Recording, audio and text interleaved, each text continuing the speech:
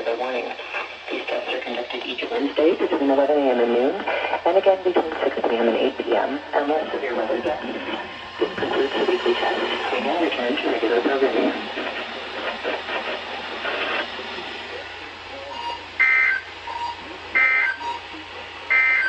Synopsis. Isolated to scattered showers will be possible today during the afternoon and evening hours then. By Thursday, a cold front is expected to move over the region, bringing numerous showers and a few thunderstorms.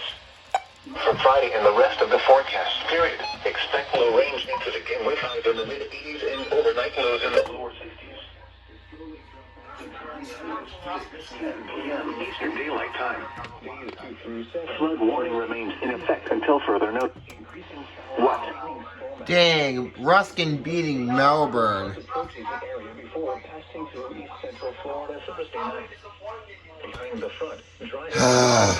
Actually, can this?